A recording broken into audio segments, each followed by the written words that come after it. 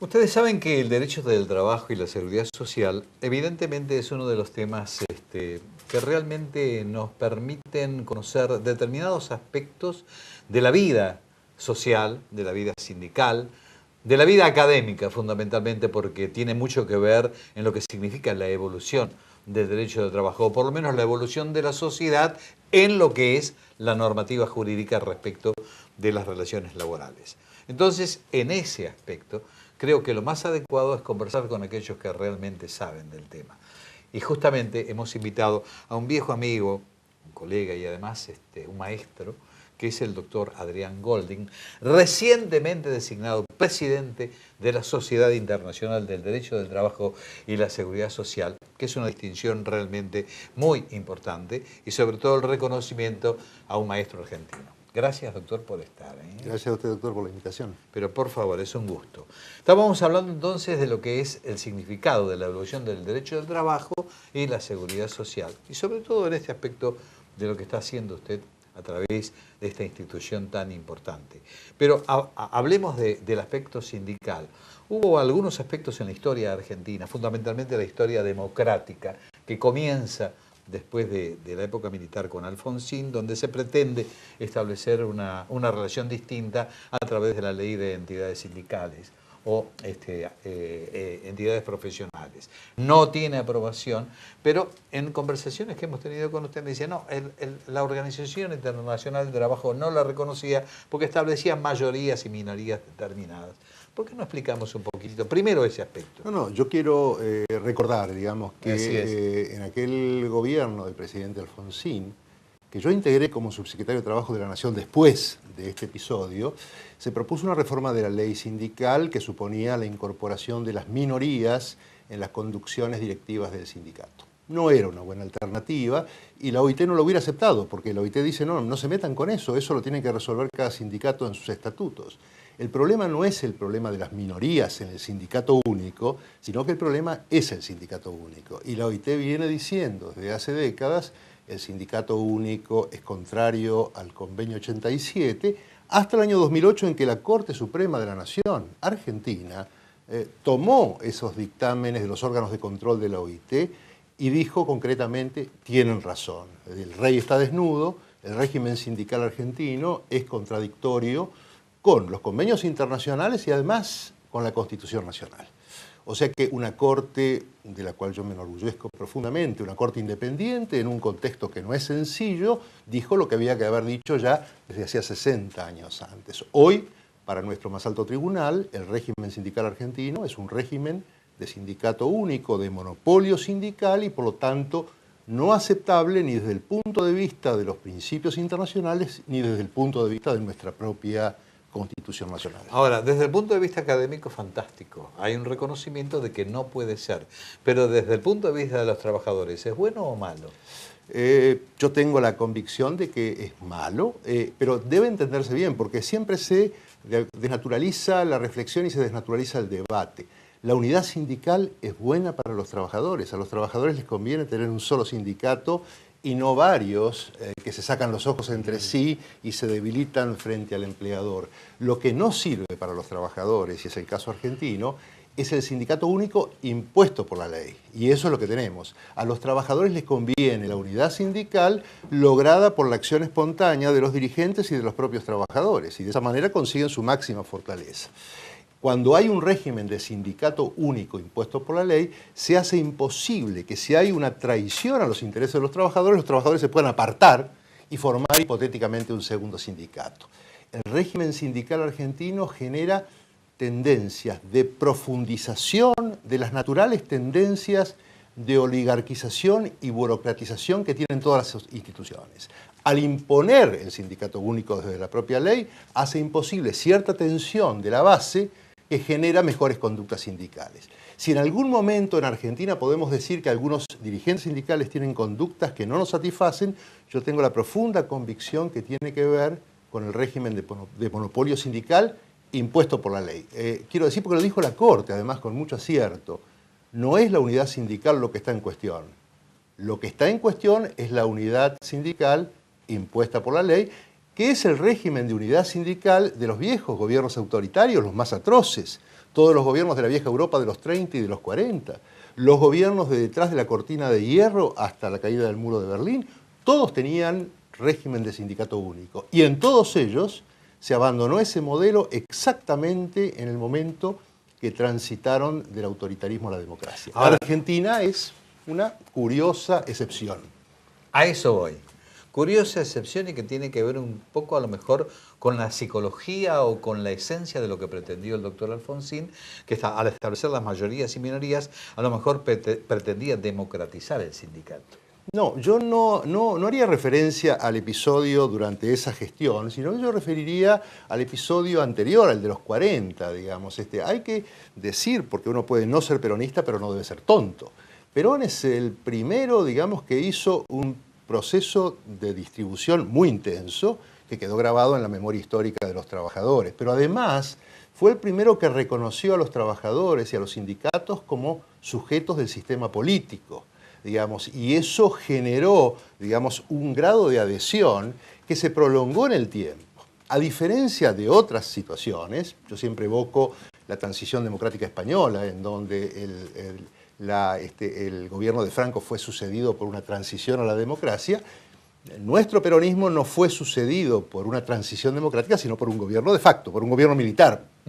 Digamos que no generaba condiciones mejores, ni siquiera equivalentes a las anteriores, sino claramente, digamos, de confrontación y de rechazo. Y después una sucesión de débiles gobiernos civiles y dictaduras militares férreas, que a mi juicio han hecho del peronismo mismo y de su modelo sindical el testimonio de un tiempo mejor. Y eso explica, a mi juicio, que mientras en todas las dictaduras históricas el régimen del sindicato único fue invariablemente abandonado, en la Argentina la cuestión es bastante más compleja, bastante más sofisticada, y su explicación, a mi juicio, tiene razones históricas que tal vez contribuyan también a entender el peronismo, entender el vínculo emotivo y simbólico de los trabajadores con el peronismo, tal vez permitan también entender por qué durante el gobierno de Menem, que claramente no era un gobierno para los trabajadores seguían siendo peronistas, ¿no? Digamos, y el modelo sindical seguía siendo el modelo sindical preferido. Hay razones históricas muy fuertes. Y la idiosincrasia del pueblo argentino también es muy particular. Está bien, pero en este contexto se generaron las condiciones para que esto tuviera, digamos, este grado de perduración que es verdaderamente notable, verdaderamente notable. Un elemento fundamental que tiene que ver con lo que comencé hablando para presentar al doctor Goldin fue aquel asunto de la permanente creación de normas. Ustedes saben que el derecho es un conjunto de normas que reglan conductas determinadas y donde se manifiesta esta intención de adaptarse más a los tiempos es en el derecho del trabajo y la seguridad social. Recientemente, en los últimos tiempos, han aparecido figuras relacionadas con la Organización Mundial de la Salud que tienen que ver con su incorporación o no como riesgos del trabajo y que tienen que ver, o riesgos de la salud para el trabajo, que tienen que ver con las palabritas estas denominadas moving, bum out y algunas otras connotaciones particulares que tienen que ver con el sexo, en fin. ¿Qué le parece a usted? A mí me parece que es una figura, está hablando del moving, que me parece que es una figura extremadamente interesante, que está siendo contemplada y reconocida por los tribunales en Argentina, que es aquella situación en donde normalmente el empleador hace un ejercicio de acoso laboral se lo llama, en español es acoso laboral, un ejercicio de acoso consistente en generar en el trabajador la sensación de su propia ineptitud, digamos, y de su insatisfacción profunda para que se aburra y se vaya. Digamos, de alguna manera es, conductas tales como negarle el reconocimiento de todo mérito, encomendarle tareas que no puede realizar y en las que siempre tiene necesariamente que fracasar, agredirlo, pero normalmente no ante testigos, porque digamos, básicamente una de las dificultades que tiene el acoso laboral es la dificultad probatoria. En fin, una serie de conductas que hacen que el trabajador sienta una suerte de autodesvalorización que lo llevan, digamos, a situaciones muy delicadas, depresión, irritación, rebeldía, reacciones a veces violentas que conspiran contra su propia continuidad en el contrato de trabajo, y eso tiene efectos laborales que pueden vincularse con la posibilidad de que el trabajador, objeto de un acoso laboral de este tipo, quiera darse por despedido, si logra demostrarlo, porque obviamente tiene que objetivar esas conductas del empleador, o que pueda pedir un resarcimiento por daños y perjuicios por los daños sufridos, o que pueda considerar estar afectado por una enfermedad del trabajo, por un riesgo del trabajo y reclamar resarcimiento. Lo que hay que tener en cuenta, me parece interesante, es que el acoso laboral normal es el descendente, el empleador que persigue al trabajador, pero hay veces también que son los propios compañeros. Y el destinatario de ese acoso laboral no es el trabajador más torpe, sino el trabajador más brillante, que genera situación de inseguridad en sus compañeros que temen verse desplazados y por lo tanto lo persiguen, lo acosan y lo someten a condiciones de difícil convivencia. Y hasta hay manifestaciones de acoso vertical. Los trabajadores que acosan al superior. Así es. Para lograr sacárselo de encima, para lograr separarlo. Algún caso, hay jurisprudencia relativamente reciente, digamos, en esta materia, y en algún caso el problema del empleador, porque puede ser que el empleador no sea el acosador, pero él no puede tolerar que el trabajador sea acosado por sus compañeros. Un caso relativamente reciente de la justicia argentina, por ejemplo, dio lugar a la condena de la empresa por, digamos, no haber, neutralizado estas acciones de acoso laboral, pero con la condena solidaria del personal, digamos, que era el protagonista de la conducta acosadora. Es muy interesante.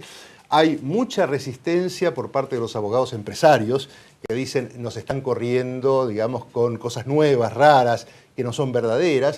Y, digamos, lo que yo diría, yo soy un profesor que ya no ejerce la profesión desde hace casi 20 años, yo diría que todo puede pasar, puede ser que efectivamente haya abuso de un trabajador que simula ser víctima de un mobbing, pero también hay actos reales y esos actos reales son los más perversos por ese carácter difícilmente comprobable. Es el tipo de tortura que no deja señales. Pero usted dice profesor, pero tiene que ver con aquello que estábamos mencionando del hecho de la creación de la norma, o contribuir desde el punto de vista académico a lo que puede ser la creación de una norma que adapte este tipo de cosas. Porque esto la ley no lo dice, además. Exactamente. No hay una ley de acoso laboral. Y entonces, frente a esto también existe otro problema que también merece a lo mejor algún comentario y que tiene que ver con la característica sexual del trabajador.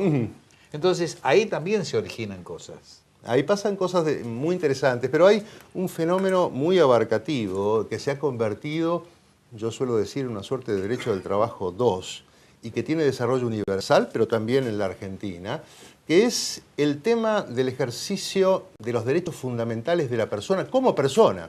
Por eso algunos los llamó derechos inespecíficos, porque no son las vacaciones, no es el despido, son los derechos fundamentales de la persona, pero cuando se ejercen en el trabajo. Libertad de conciencia, elección de la propia orientación sexual, derecho a la imagen, derecho a la vestimenta, la elección de la vestimenta, toda una serie digamos, y en materia, digamos, de derecho a la elección a la orientación sexual, los tribunales reconocen y preservan al trabajador respecto de cualquier tipo de represalia por la orientación sexual, sea cual fuere ella, digamos. Yo, digamos, comento a veces, digamos, un fallo que no es muy antiguo, digamos, relativamente reciente, en relación a una trabajadora lesbiana, digamos, que digamos, es objeto de despido porque es, digamos, denunciada por realizar actos ostensibles de afecto lesbiano, digamos, de afecto homosexual en el lugar de trabajo. Y los jueces dicen, es inobjetable su conducta y su opción sexual. Lo que es objetable, sea su conducta heterosexual u homosexual, porque es igual, es que haga actos ostensibles en el lugar de trabajo porque hasta ahí no llega la protección. Gracias, doctor, por haber venido. Ha sido un gusto.